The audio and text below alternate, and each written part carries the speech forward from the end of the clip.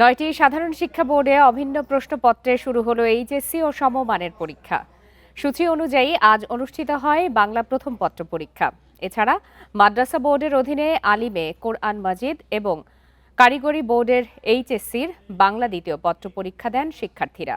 প্রথম দিনে পরীক্ষা হলের পরিবেশ ও ব্যবস্থাপনা নিয়ে খুশি শিক্ষার্থী অভিভাবকরা।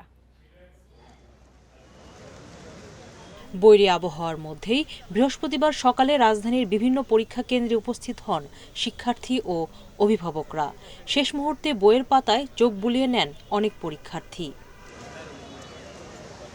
সকাল 10টা বাজার 30 মিনিট আগে পরীক্ষার্থীদের কেন্দ্রে প্রবেশের বাধ্যবাধকতা ছিল, তবে বৃষ্টির কারণে নির্ধারিত সময়ের আগেই হলে ঢুকতে দেওয়া হয় তাদের। সব বিষয়ের পরীক্ষা যেন নির্বিঘ্নে হয় সে আশা তাদের। একটু নার্ভাসনেস কাজ করছে যে এবার কি ব্যতিক্রম হতে পারে, সেগুলো নিয়ে একটু ভাবার বিষয় আছে। প্রিটি নার্ভাস, একটু প্রথম পরীক্ষার ভিতরে কেমন কি হয় ওটা তো এখনো জানি না। এবার পরীক্ষা কেন্দ্রে রয়েছে সিসিটিভি ক্যামেরা, নেওয়া যায়নি কোনো ডিজিটাল ডিভাইস। সুষ্ঠু ও নকলমুক্ত পরীক্ষা নিশ্চিতে প্রতি 20 জন পরীক্ষার্থীর জন্য একজন করে পরিদর্শক থাকছেন। এখানে আর এই ব্যবস্থাপনাটা একটু সুন্দর হলে, অভিভাবকদের বসার বা অভিভাবকদের একটু জায়গা করে দিলে আমাদের মনে হয় ভালো হতো। অভিন্ন প্রশ্নপত্র নিয়ে সন্তুষ্টি জানান অনেকে।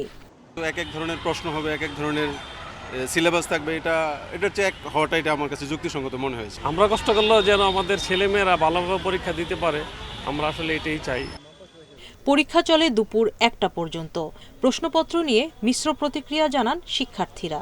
এমসিকিউটা হার্ড ছিল অনেক বলতে মোটামুটি একটা স্ট্যান্ডার্ড পর্যায়ের মধ্যে, একটু কঠিন ছিল আর কি, অসুবিধা বইতে হয়েছে।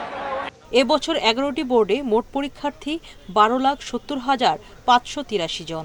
পরীক্ষা কেন্দ্র 2,697টি।